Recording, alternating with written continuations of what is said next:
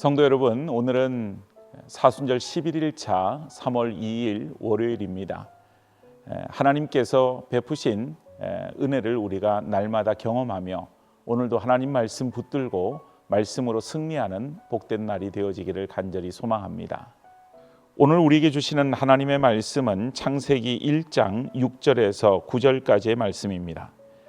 하나님이 이르시되 물 가운데에 궁창이 있어 물과 물로 나뉘라 하시고 하나님이 궁창을 만드사 궁창 아래의 물과 궁창 위의 물로 나뉘게 하시니 그대로 되니라. 하나님이 궁창을 하늘이라 부르시니라. 저녁이 되고 아침이 되니 이는 둘째 날이니라. 하나님이 이르시되 천하의 물이 한 곳으로 모이고 묻이 드러나라 하시니 그대로 되니라. 아멘.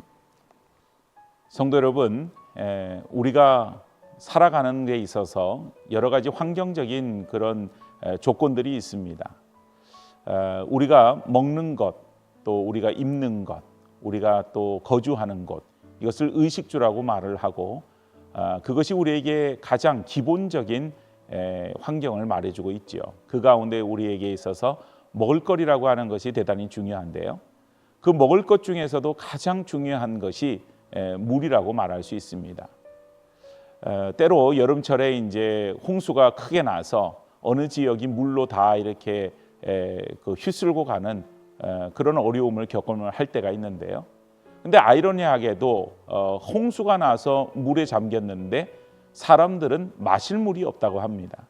그래서 긴급하게 병에 든 물들을 공수를 하여서 사람들이 먹고 또 기본적으로 어떤 그릇들을 이렇게 설거지하고 그리고 용변을 보고 또 씻고 하는 그런 물들을 또 따로 이렇게 공급해주는 그런 일들을 있는 것을 보지요.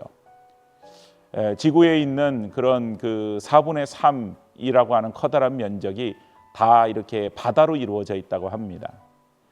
바닷물은 짠물이기 때문에 사람들이 마실 수가 없는 물이죠. 그래서 물이 많은데 현실적으로 물이 그렇게 풍족하지는 않습니다.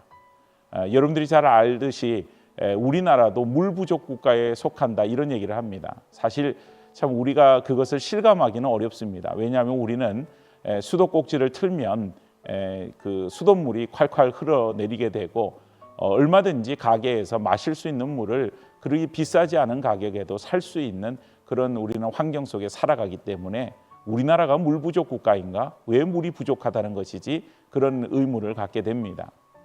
그러나 점점점 땅속을 흐르는 지하수도 고갈되어져 가고 있고 또한 때로 이제 가뭄이 심하게 들었을 때에 그 지역에 물을 공급할 수 있는 수원이 말라버리는 그런 일들이 있죠. 작년에도 강릉에서 이 물이 부족하여서 큰 어려움을 겪으셨던 것을 여러분들이 뉴스를 통해서 보셨을 것입니다. 물이 굉장히 우리에게 중요하고 또 물은 생명인데 또 그 물이 우리 가운데 넘쳐 흐르게 되면 그 물이 또한 재앙이 되기도 합니다. 그래서 치수, 물이라고 하는 것을 잘 다스리는 것은 그 물로 인해서 농사도 짓고 또 그 물로 인해서 공장이 돌아가고 또 그 물로 인하여서 우리의 일상생활이 원활하게 되어진다라고 하는 그런 측면에서 물을 잘 관리하고 다스리는 것이 대단히 중요한 일들이 되어지죠. 오늘날 우리가 마시는 물들은 다 정수가 되어서 이렇게 그런 물들을 마시지만 우리가 이런 정수된 물, 정수기로 또한 병에 든 물로 이렇게 사서 마시기 전에는 그냥 평범하게 수돗물을 그냥 마셨던 그런 기억이 있습니다. 학교 다닐 때도 보면 수돗물을 그냥 마셨고 계곡물도 그냥 떠서 마셨고 그러던 시절이 있었는데 어느 순간부터 그렇게 하기가 어려운 시절이 되었습니다.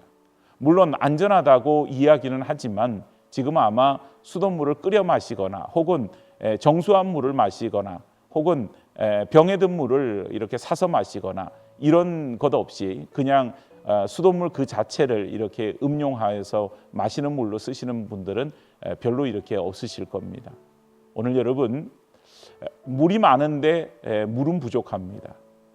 물은 많은데 마실 수 있는 깨끗한 물이 없습니다. 뭐 때문에 그렇게 했어요? 결국은 자연의 오염으로 말미암아 생긴 그런 일들이죠. 지하수가 오염되어져 가고 있고 강물이 오염되어져서 사람들이 그 물을 마시기에는 적절하지 않은 그래서 그 물을 그저 쓸 수 있는 물로 만들기 위해서 여러 가지 화학 약품으로 또한 여러 가지 정화 장치를 거쳐서 그것을 이제 사람들에게 가정마다 집집마다 공급한다고 하지만 또 상수도 관을 통해서 올 때에 그 물이 그 낡은 관을 통해서도 오염이 되는 그런 일들도 있습니다.